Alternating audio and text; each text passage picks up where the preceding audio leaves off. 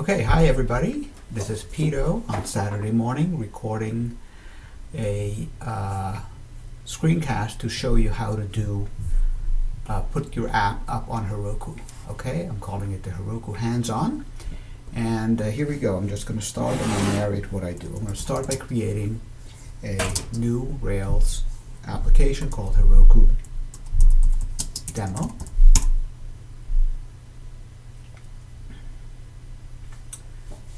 And as I wait for that, I'm going to, I hope this is clear to you, I'm going to cd into that directory. And I'm going to launch Atom to work on files in that directory. And as you can see, these are all the most vanilla of the files. For some reason, the latest version of Atom seems to take longer to launch than I remembered, but that's okay. We can survive with that. Here it is. And at the same time, I have my crypt sheet here, which I'm going to be using, and I'll publish that as well. So I'm going to begin by simply creating one model, which we created with the Rails generate resource command, which I said I would explain in a soon-to-come lecture. I'm going to have a model called universe that's going to have simply two columns, the name of the universe and the size.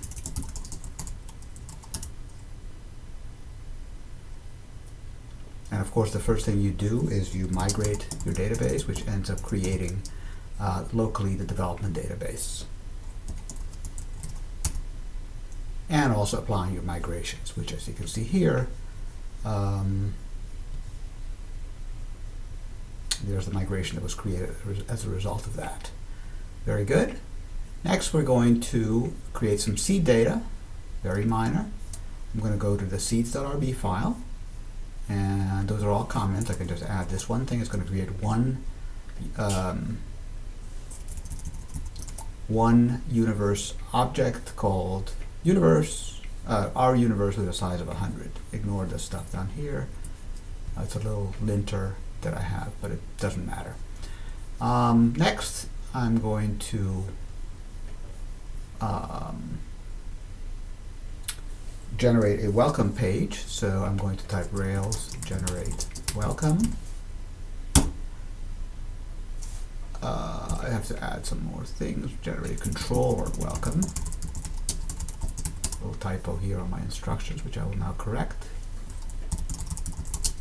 And I'm going to add just a few lines of HTML inside the view that was created as a result of that. So if we go over here to app, views, universes, that's where it would go.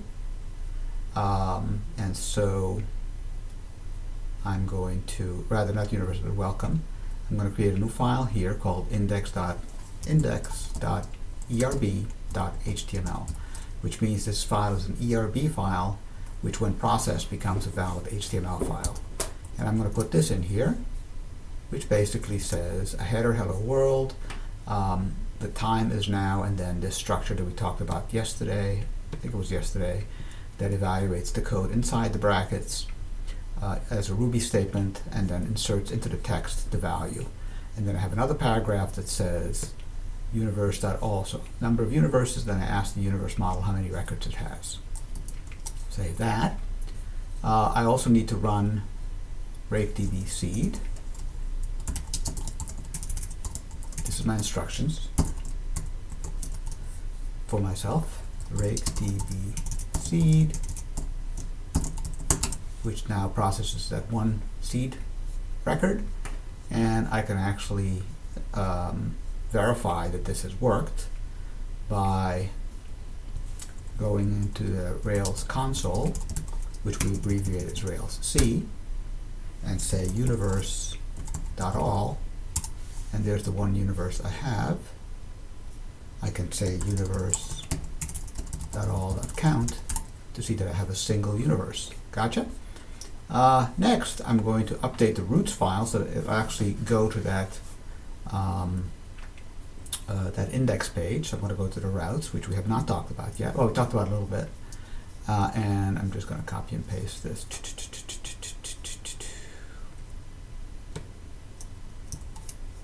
into the routes file. This doesn't matter, it's nice to put at the top. It says the root goes to welcome controller index action.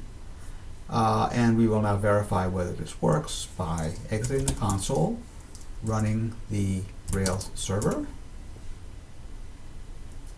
and going to a browser where I will type in, oops, the URL for the local server, and it sees that there's a problem here, so there's no index on the welcome controller, which I thought I would have created, so let me see why that is. Welcome controller, oh, that's very interesting. Even though I said could create, let me just go back. I want to just double check that I did this and find out why it didn't work exactly the way it was supposed to work. Rails generate controller welcome. Oh, I forgot to give the last term here, which is index. Let me fix my instructions. Let's actually create a index action. And it's going to say it already exists. I'm going to say override it, and now everything should be good. Maybe just refresh this would do it. I don't know. No. Or I have to restart the server, of course. And now I refresh over here, and there we are. Oh, it did wipe out my nice welcome view, so I have to put that back in. Oh, I got it backwards? Huh, okay, sorry about that. Delete this. So forget what I said before about the file naming. I got it backwards. It says process with ERB first. That's the last extension. And once it processes with ERB, then what remains is an HTML file. Now if I refresh this, hey, did I save it? Did not save it. Don't save. Save this. There we go. Hello world, time is now this. There's only one universe that corresponds to this file. Okay, continuing. So we've done all that, Next you have to create an account on Heroku, which I already have, so I will not do it again. But I will illustrate Heroku.com. And I'm already logged in. If I was not logged in, it would look like the usual way to log out. Log out. It would look like this. You log into your account, and you're looking at your dashboard that shows that you have all these different apps available. But we're going to create a new app, but don't worry about that just yet, because I'll show you how to do that. Next, you have to, so you create your account, remember your username and password. Now you go to the Heroku tool belt and you install the appropriate tool belt for whatever platform you're on. That's just a set of utilities, which you'll see in a second. So if you want to find out if this has worked, I'm going to make this narrower and make this wider. There we go. Okay. If you want to find out if it worked, you just type in Heroku and it'll give you some commands. Now, next you want to do Heroku login to get into the account that you have just created, and I'm going to type in my login, and I'm successfully logged in. Now I have to modify my gem file to make things work correctly on Heroku. So I'm going to delete all these things because they're just confusing.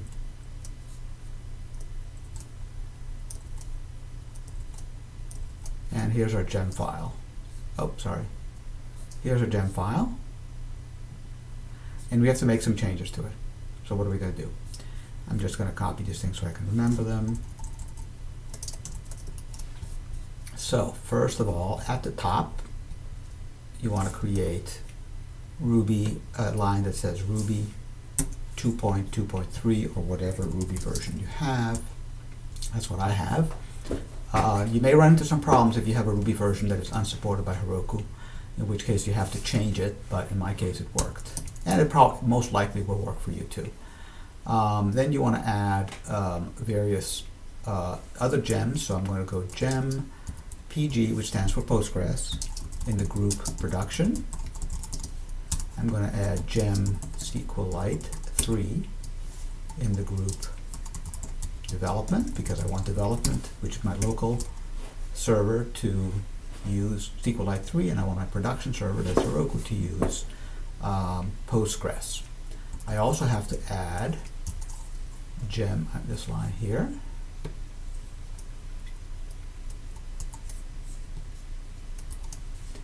And I think I've covered all of it now, so I can delete all these things, which are basically comments to myself.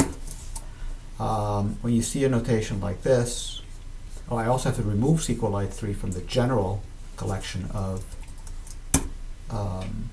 gems. So these gems are used specifically inside of I don't know why it's oh no, I don't know why it's complaining. I think it's okay. Gem PG group, gem SQLite 3. There's no quotes missing as far as I can tell. Well, we're gonna find I think I have to say group colon. That's why. Another little error in my instructions, which I will correct. So it's really group colon development, group colon production. Right. Okay. Group colon production. Good. Got rid of that. Okay. So if I did all this correctly and I save it, I have to now instruct Rails to actually load those particular gems in. So I'm going to type bundle. And it looks like everything works. Here's the list of things that installed. You can find the ones. There's PG. There is, let's see if I can find the Heroku 12-factor thingy-dingy. Let's see here. Rails 12-factor. There it is. Yep. Okay, so we got everything we need as far as we know. And we continue.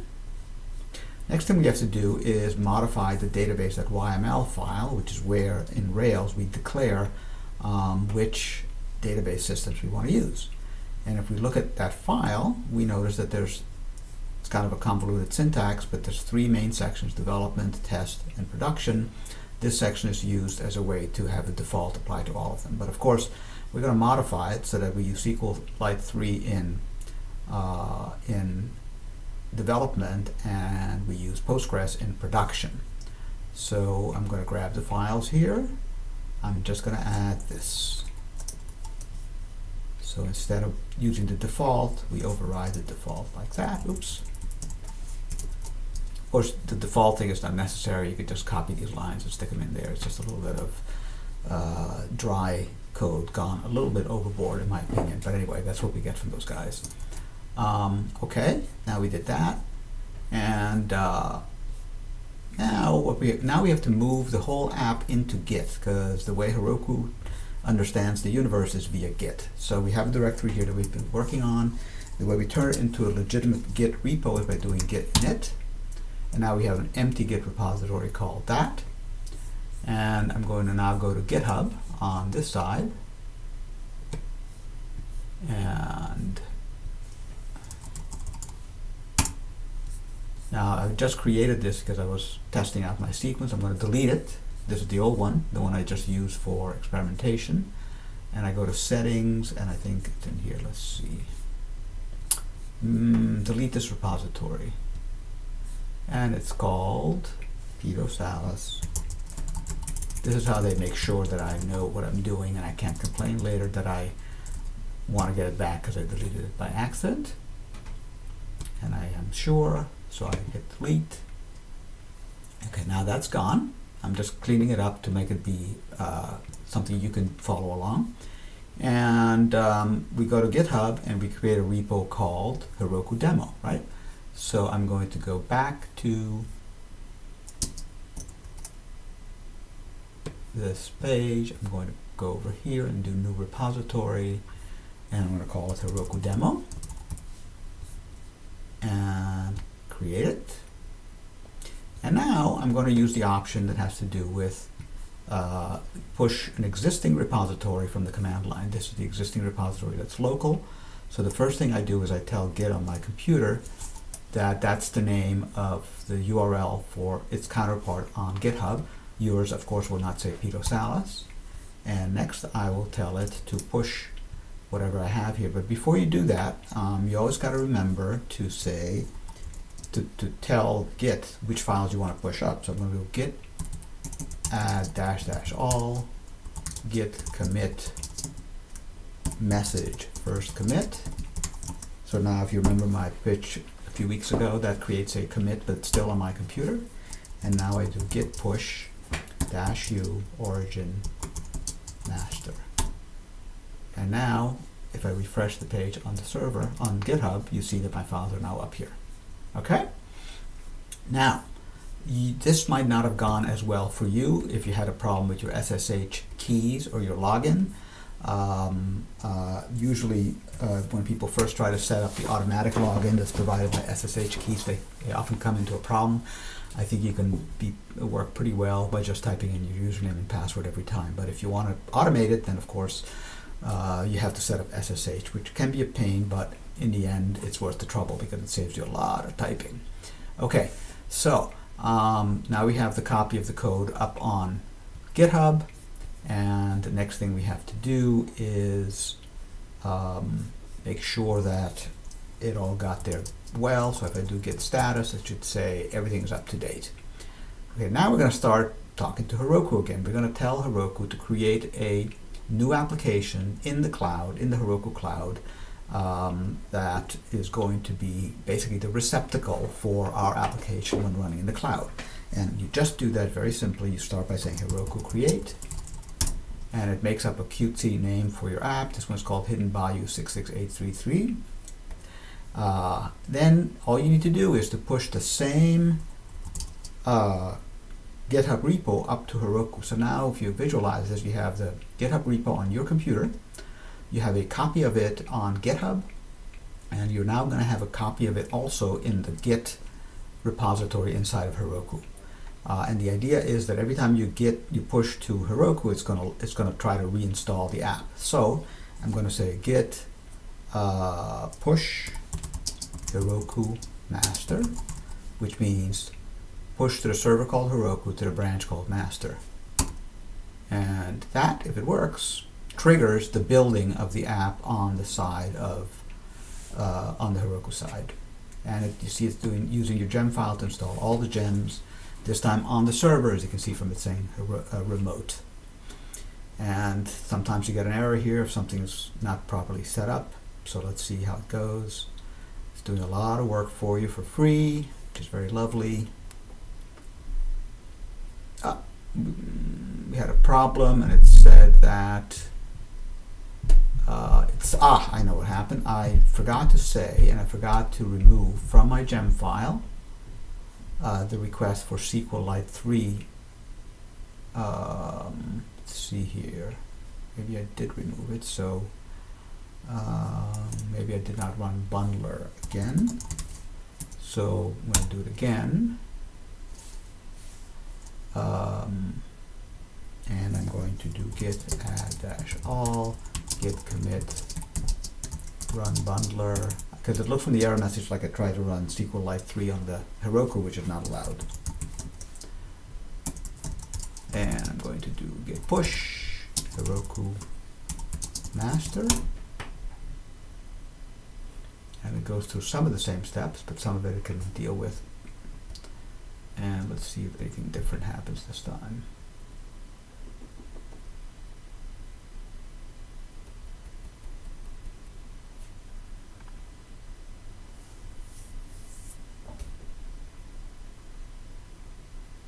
I saw something about SQLite go by. That's not encouraging. Alright, let me just search in here to make sure. It's there. Group development.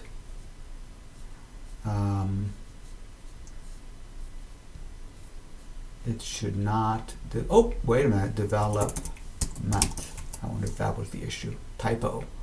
development, production. Okay, let's try that again. Git add all, git commit m, fix typo in gem file, git bundle, actually, do bundle first.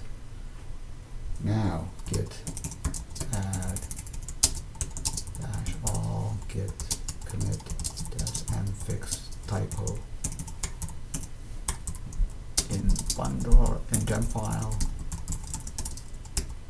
git push. That goes to GitHub, but I have to also say git push Heroku master. Very easy mistake to make. And let's go to try it again.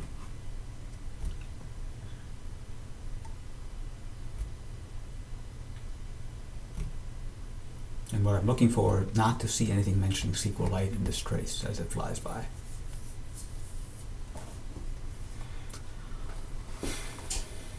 These are all gems, obviously, right? They're all installing a bunch of gems here.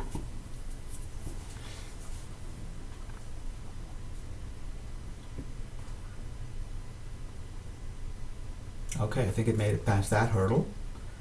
Now it's doing some more preparations. And looks like it might work.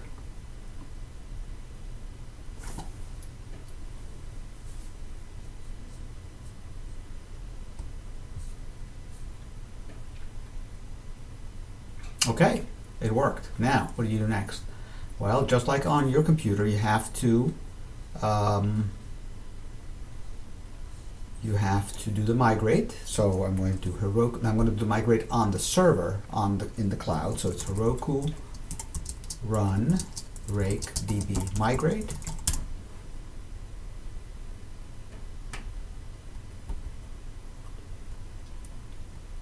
Yeah, see there it created the migrations. There it is. And now we're going to do Heroku run db seed. Now it should add the seed data. And now we're going to ask it to let us know that Heroku run Rails console. Now we're going to run the console on the server. And we can say universe, just like we did on the client, but now I'm sitting on the server. This is very interesting. All.count. And there are no universes, so that's interesting. I misspelled it. No. I did run this. Oh, look at this. Missed that. Okay, the seed did not run. Get out of here. Oh, I have to say rake db seed. Okay. Trying it again.